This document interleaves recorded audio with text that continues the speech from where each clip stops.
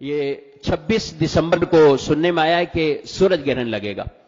تو سورج گرہن جب ہمارے ہاں لگتا ہے تو بڑے چاند گرہن ہو یا سورج گرہن ہو، ہمارے ہاں ایک معاشرے کے اندر یہ چیز جو ہے وہ گھر کے اندر اگر کوئی امید سے خاتون ہے ہم سارا کچھ اس پر لاگے ڈال دیتے. نہیں بھئی، اب تمہیں جو ہے وہ چاند گرہن ہوتا ہے، ایسی خواتین کو ساری رات جاگتے رہو، ساری رات چلتے رہو، سونا نہیں ہے، سبزی نہیں کاٹنی تو کپڑا نہیں کاٹنا تو یہ نہیں کرنا. یہ کیا فضولیات ہیں، یہ ہمارے معاشرے کے اندر یہ داخل ہے. چاند گرہن یا سورج گرہن اللہ کی نشانیوں میں سے نشانیاں ہیں، اور یہ ظاہر اللہ فرماتا ہے کہ تاکہ لوگ ڈریں، خوف کھائیں کہ رب تعالیٰ قادر مطلق، یہ چاند ہے یا سورج ہے، یہ چاند نکلتا ہے پھر سورج جو ہے وہ آ جاتا ہے، یہ رات دن کی تبدیلی ہے، یہ سب کچھ ہے میرے رب کے حکم سے ہے.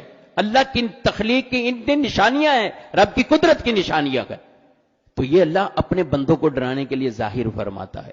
تو اس لیے ان کو صرف عورتوں کے ساتھ کہہ دینا یہ درست عمل نہیں ہے.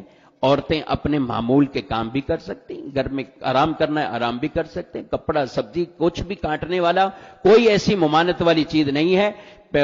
جو ایسی امید سے عورتیں ہوتی ہیں ان کے کوئی بچے پر کوئی کسی طرح کا، یہ بڑے ضعیف عقیدے ہو گئے کہ ہم جو ہے وہ ان چیزوں کے اندر جو ہے وہ پڑ گئے.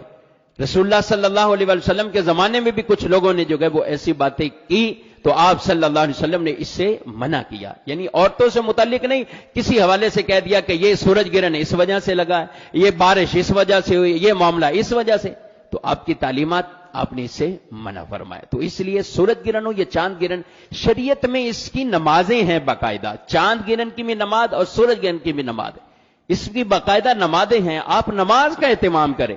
یہ اللہ نے ڈرانے کے لیے چیزیں ظاہر فرمائی تو ہم جو گئے وہ اس میں کوئی اللہ کی بارگاہ میں توبہ کریں، استغفار کریں. رسول اللہ صلی اللہ علیہ وسلم کے زمانے میں بھی جب سورج گرہن لگتا تھا اب طویل جو ہے وہ نماز جو ہے وہ ادا فرمایا کرتے تھے. تو اس کا نماز ہے، جتنی آپ کو تلاوت قرآن پاک یاد ہو آپ اس طریقے سے جو ہے وہ تلاوت کرتے جائیں، اس نماز کو جو ہے وہ پڑھتے جائیں، آپ اس میں توبہ استغفار کریں، اور اس طرح کے معاملہ جو ہے وہ اس کے اندر ہم مشغول رہیں. اللہ کریم رب العزت جل وعلا عمل کی توفیق عطا فرمائے. آمین بجاہ النبی صلی اللہ علیہ وسلم.